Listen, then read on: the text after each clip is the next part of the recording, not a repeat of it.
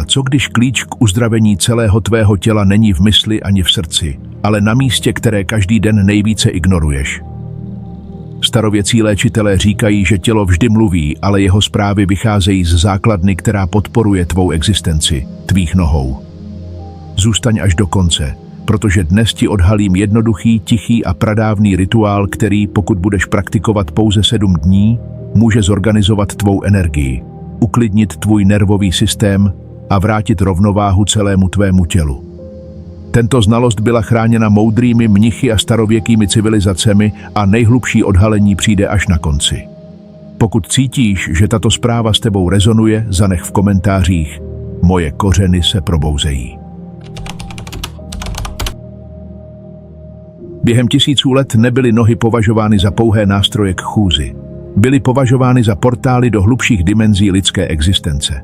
Ve starověkém Egyptě vykonávali kněží rituály na chodidle, aby probudili vitalitu faraonů, než se vydali na velké expedice nebo učinili transcendentální rozhodnutí. Kreslili posvátné symboly posvěcenými oleji, věříce, že každá oblast chodidla má spojení s vitálními orgány a centry vnitřní síly.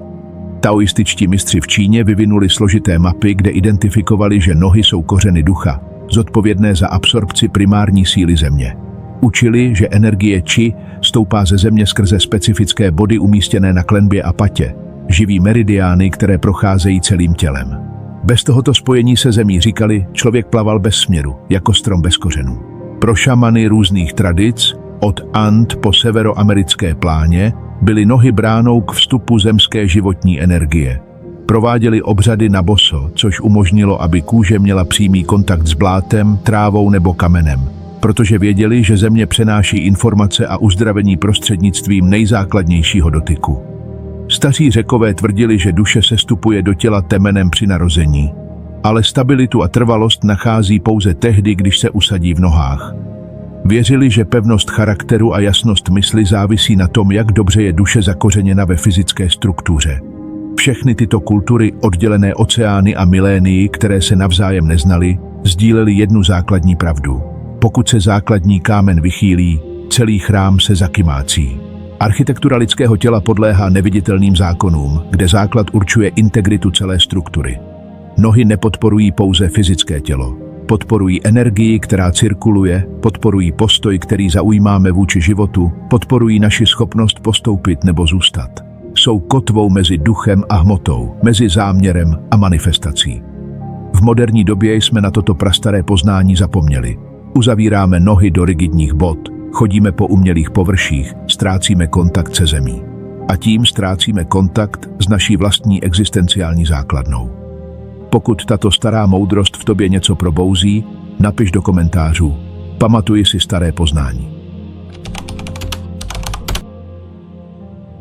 Úzkost bez zjevného důvodu, neustále napětí v zádech a krku, únava, která nezmizí ani při spánku, pocit, že jste neustále ve střehu, migrénové bolesti, které se objevují a mizí bez lékařského vysvětlení. Není to slabost, není to věk, není to nedostatek vůle, je to vaše tělo, které kompenzuje nerovnováhu, jež vzniká zdola. Když se nohy zpevňují kvůli stresu, traumatu nebo dlouhodobé odpojenosti, něco zásadního se v biomechanickém řetězci přeruší. Tělo přechází do stálého ochranného režimu. Svaly na lítkách se zkracují, kolena ztrácejí pružnost, kyčle se otáčejí ve snaze najít umělou stabilitu. Páteř, která by se měla pohybovat jako plynoucí řeka, se stává rigidní strukturou, která kompenzuje to, co nohy již nemohou dělat. Dýchání se zkracuje, protože bránice se napíná v reakci na posturální nejistotu. Ramena se zvedají nevědomně, vytvářejí napětí, které žádná masáž nemůže trvale uvolnit. Čelist se během spánku zaťatá. Mysl neodpočívá, protože nervový systém interpretuje tuto fyzickou stuhlost jako signál bezprostředního nebezpečí. Staří mudrci vyvinuli umění čtení těla prostřednictvím nohou. Říkali, že napjatá noha se staženými prsty odhaluje mysl nasycenou, neschopnou pustit kontrolu. Skolabovaný oblouk, kde chodidlo úplně dosedá na zem, hovoří o hlubokém emocionálním vyčerpání. O někom, kdo nesl cizí tíhu příliš dlouho. Tuha krok s silným dopadem je znamením nevyřešeného strachu, o tom, kdo kráčí životem v obraném stavu. Pozorovali také teplotu. Stále studené nohy naznačovaly stagnující energii. blokády v životním toku. Příliš horké nohy signalizovaly vnitřní zánět, emocionální oheň bez směru. Textura pleti vyprávěla příběhy. Mozoly odhalovaly místa chronického odporu, oblasti, kde si tělo vybudovalo brnění proti bolesti. Tělo si pamatuje každý pád, každý strach, každou chvíli, kdy si cítil, že se země pod tvýma nohama hýbe. A nohy jsou jeho tichými archiváři, dokumentujícími ve své struktuře každou kapitolu tvého životního příběhu. Tato somatická paměť nežije v minulosti. Je aktivní nyní. Ovlivňuje to, jak se pohybuješ, jak dýcháš, jak vnímáš svět. Každý krok, který uděláš, je podmíněn zapomenutými, ale neuvolněnými zkušenostmi. Pokud cítíš, že tvé tělo neslo příliš dlouho, řekni: moje tělo žádá rovnováhu. Tady přichází pravda, která mění vše, co jsi si myslel, že víš o svém vlastním těle. Noha není izolovaný orgán ani jednoduchá mechanická platforma. Je to neurologické velitelství mimořádné složitosti. Na její ploše se zbíhá více než 7000 nervových zakončení, z nichž každé je přímo spojeno se centrálním nervovým systémem. Tyto receptory neustále posílají informace do mozku o textuře, teplotě, tlaku a prostorové poloze. Je to jeden z nejsofistikovanějších zpětnovazebních systémů lidského těla. Ale to není vše. Podle reflexologie a východních medicín existují na noze kompletní mapy všech orgánů, žláz a tělesných systémů. Specifické oblasti paty odpovídají pánvové a reprodukční oblasti. Střední klenba souvisí s trávicími orgány. Oblast pod prsty odráží plíce a srdce. Špička každého prstu se spojuje se specifickými oblastmi mozku. Když uvolníte bod napětí v noze, neuvolňujete jen jeden stažený sval. Uvolňujete celý neurologický vzorec. Posíláte signály bezpečí, které putují míchou až do mozku. Deaktivujete ochranné okruhy, které byly aktivní po léta. Umožňujete, aby informace plynuly bez rušení. Fasci, tyto membrány pojivové tkáně, které obklopují svaly a orgány, tvoří nepřetržitou síť od chodidla až po temeno hlavy. Plantární fascia se přímo spojuje s zadním řetězcem fascií, který zahrnuje lítka, hamstringy, bederní oblast, horní část zad a krk. Proto může mít tak jednoduché gesto na noze tak hluboký efekt na zdánlivě vzdálené oblasti. Když se noha vyváží, páteř se automaticky reorganizuje bez vědomého úsilí. Krk se uvolní, protože už nemusí kompenzovat. Dýchání se rozšiřuje, protože bránice obnovuje svou přirozenou pohyblivost. Hips are released, knees align, shoulders descend to their original position. But perhaps the most important is the message that reaches the autonomic nervous system. When the feet are balanced and relaxed, the body receives a clear and profound message. You are safe. There is no threat. You can let your guard down. And when the body finally feels safe, when the nervous system comes out of survival mode, something magical happens. The self-healing mechanisms are activated. Inflammation decreases, digestion improves, sleep deepens, the mind quiets. The immune system strengthens its function. Healing is not about adding something that is missing. It is about removing the obstacles that prevent the body's innate intelligence from doing what it already knows how to do. If this revelation made you see your body with different eyes, write, "My body remembers how to heal." Nyní se pustíme do praktického rituálu, ale předtím, než začneme, pochop, že to není cvičení. Je to ceremonie, je to dialog, je to akt hlubokého naslouchání tvému vlastnímu chrámu. Budeš potřebovat malou kouli. Může to být tenisová, golfová, speciální masážní koule nebo dokonce koule vyrobená z pevně srolovaných ponožek. Důležité není samotný objekt, ale úmysl, se kterým ji používáš. Najdi si chvíli během dne, kdy můžeš být přítomný, bez spěchu. Může to být ráno, než se svět probudí, při návratu domů jako přechodový rituál, nebo večer jako příprava na odpočinek. Konzistence je důležitější než délka. Sedni si na židli nebo na zem, na boso. Polož kouli pod chodidlo. Nenutí k zemi nadměrnou váhou. Nevyzývej ji agresivním tlakem. Pozvi ji. Nech jí dotknout se tvé nohy, jako by to byl první kontakt mezi dvěma bytostmi, které se poznávají. Začni se jemně houpat, nechávající, aby přirozená hmotnost těla vykonávala práci. Není potřeba tlačit. Gravitace a tvoje hmotnost jsou dostatečné. Rolu pomalu. Prozkoumávej celou plochu chodidla.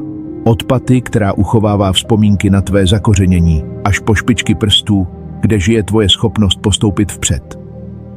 Cítíš, jak některé oblasti bolí, vibrují nebo se brání dotyku. Tam žije somatická paměť, o které jsme mluvili dříve. Tam jsou uloženy napětí let, staré strachy, chvíle, kdy se země cítila nejistě. Neutíkej před bolestí. Dýchej do toho konkrétního bodu. Představ si, že každý výdech nese záměr uvolnit, roztavit tu stuhlost. Vizualizuj vzduch, jak vstupuje přímo do té napjaté oblasti, jako by tvé dýchání mohlo změkčit tvrdost. Dovol. To je klíčové slovo. Dovol, aby tělo reagovalo svým vlastním tempem. Některé dny pocítíš okamžité uvolnění, jiné dny narazíš na odpor. Obě jsou součástí procesu. Nesuďte zkušenost. Jednoduše zůstaňte přítomní. Věnujte zvláštní pozornost 3 hlavním oblastem. Nejprve patě, jemně ji masírujte pomalými kruhy, abyste probudili základní energii. Za druhé, střední klenbě, kde se hromadí napětí, znesení odpovědnosti. Třetí oblastí je prostor pod prsty, zejména pod palcem, který v reflexologii odpovídá epifýze a centrálnímu nervovému systému. Provádějte tento rituál mezi 5 a 10 minutami na každé noze po dobu 7 po sobě jdoucích dní. Číslo 7 není nahodilé. V tradičních praktikách představuje kompletní cykly transformace. 7 dní umožňuje nervovému systému zaregistrovat nový vzor, aby se fascie začaly reorganizovat a buněčná paměť aktualizovala své informace. Nehledáte opravit něco rozbitého. Hledáte připomenout tělu jeho původní design rovnováhy a plynulosti. Každá seance je tichým poselstvím, které svému tělu říkáte: můžeš se uvolnit. Můžeš se vrátit do svého středu. Důvěřuji tvé vrozené moudrosti. Pokud přijmeš tento posvátný rituál, zanech svůj energetický otisk napsáním Aktivuji své uzdravení. Když tento rituál praktikujete po dobu 7 dnů s upřímnou přítomností, něco hlubokého se děje na mnoha úrovních vaší bytosti. Na nejzřejmější fyzické úrovni přestává nervový systém žít v neustálém napětí. Signály nebezpečí, které vysílala stuhlost nohou, se mění na signály bezpečí. Systémový zánět se snižuje, protože tělo již nemusí trvale udržovat aktivované obranné mechanismy. Postura se bez vědomého úsilí vyrovnává, následujíc přirozenou logiku gravitace a rovnováhy. Energie, která byla dříve vynakládána na kompenzaci nerovnováh, je nyní k dispozici pro život, tvoření a léčení. Spánek se prohlubuje, protože parasympatický nervový systém konečně může převládat.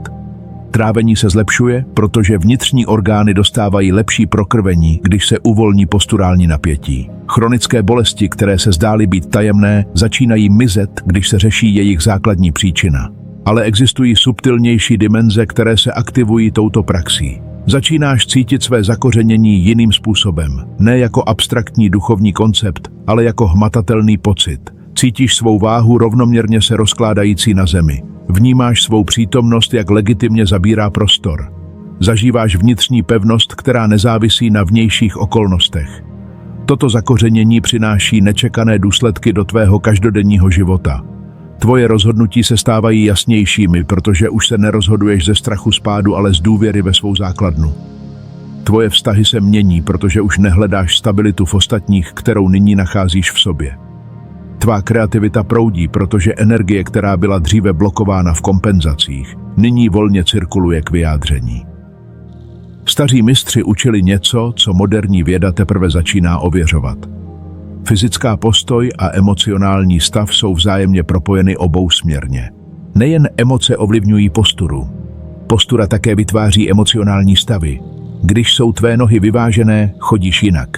A když chodíš jinak, doslova se stáváš někým jiným. Tělo přestává bojovat se životem.